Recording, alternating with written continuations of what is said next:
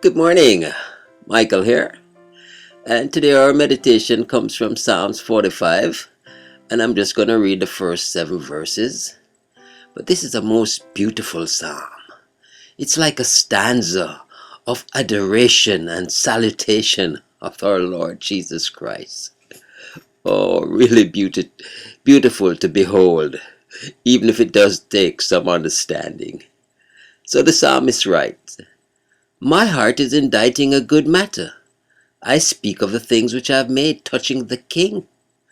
My tongue is the pen of a ready writer. Thou art fairer than the children of men. Grace is poured into thy lips. Therefore God hath blessed thee forever. Gird thy sword upon thy thigh, O most mighty, with thy glory and thy majesty. And in thy majesty ride prosperously because of the truth and meekness and righteousness, and thy right hand shall teach thee terrible things. Thine arrows are sharp in the heart of the king's enemies, whereby the people fall under thee. Thy throne, O God, is forever and ever. The spectre of thy kingdom is a right spectre. Thou lovest righteousness and hatest wickedness. Therefore God, thy God, hath anointed thee with the oil of gladness above all thy fellows." Wow! So our focus is on verse 7, the aspect that says, "Thou hatest wickedness." So Spurgeon expounds, "Be ye angry and sin not. There can hardly be goodness in a man if he be not angry at sin. He who loves truth must hate every false way. How our Lord Jesus hated it, and when the temptation came, thrice it assailed him in different forms, but ever he met it with, 'Get thee behind me, Satan.' He hated it in others, none the less fervently because he showed his hate oftener in tears of pity than in words of rebuke. Yet what language could be more stern, more Elijah-like, than the words, 'Woe unto you, scribes and Pharisees, hypocrites, for ye devour widows' houses, and for a pretense make long prayers.' He hated wickedness so much that he bled to wound it to the heart.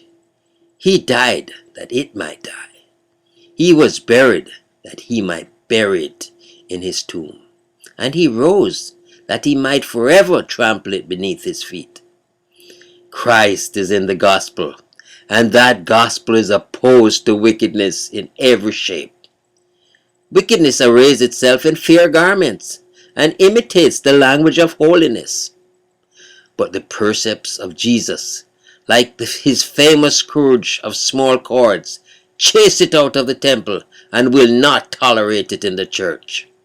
So too in the heart where Jesus reigns, what war there is between Christ and Belial. And when our Redeemer shall come to be our judge, those thundering words, 'Depart, ye cursed,' which are indeed but a prolongation of his life teaching concerning sin, shall manifest his abhorrence of iniquity. As warm as his love to sinners, so hot is his hatred of sin. As perfect as is his righteousness, so complete shall be the destruction of every form of wickedness.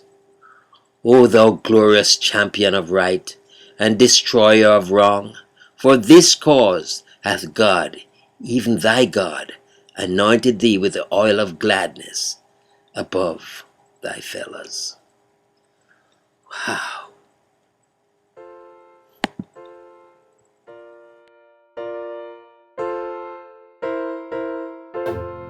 Here we go now.